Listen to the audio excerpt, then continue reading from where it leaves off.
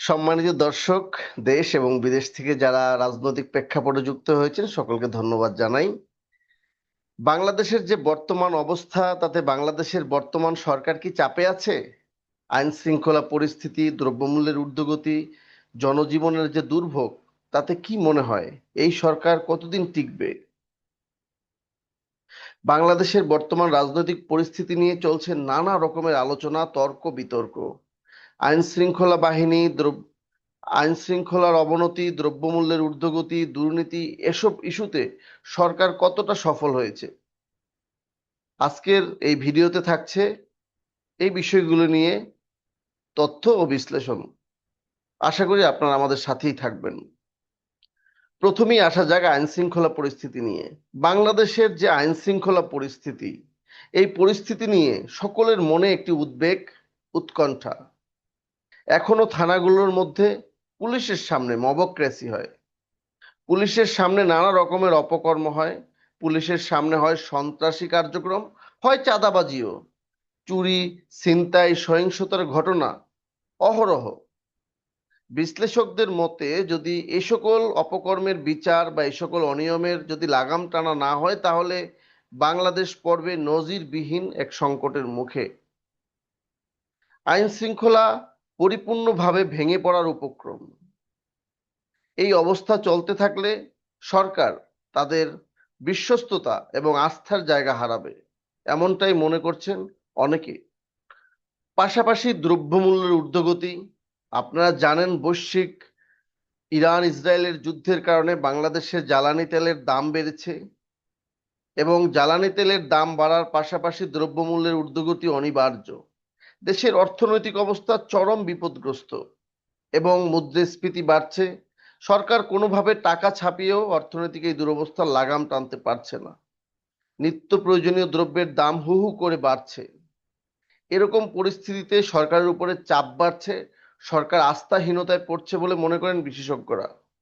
এবং এভাবে যদি জনগণের আস্থা সরকার হারাতে থাকে, তাহলে কতদিন টিকবে বিএনপির নেতৃত্বাধীন এই সরকার? আর দুর্নীতির কথা তো না বললেই নয়।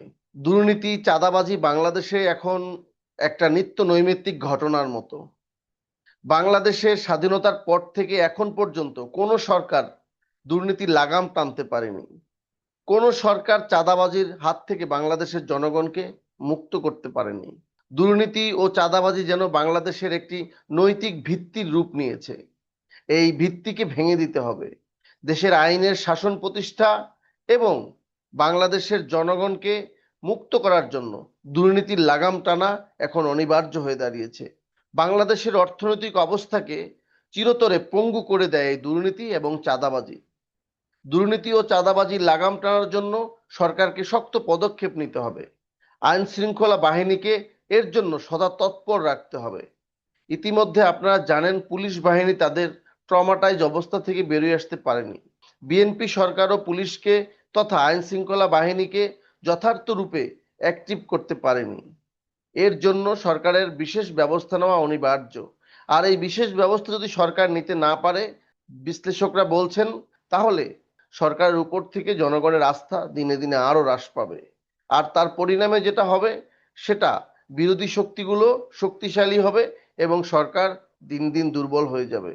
পাশাপাশি অবকাঠামোগত যে উন্নয়ন, দেশের সার্বিক যে উন্নয়নের কার্যক্রম ছিল, তা স্থবির হয়ে আছে। আর এই স্থবিরতা যদি চলতে থাকে, তাহলে বাংলাদেশের জনগণ দেখবে যে বাংলাদেশে কোনো উন্নয়নমূলক কাজ হচ্ছে না, দেশের অর্থনৈতিক অবস্থার উন্নতি হচ্ছে না, দেশের আইন শৃঙ্খলা পরিস্থিতির উন্নতি হচ্ছে না, দেশের সার্বিক নিরাপত্তা ব্যবস্থার উন্নতি হতে পারছে না।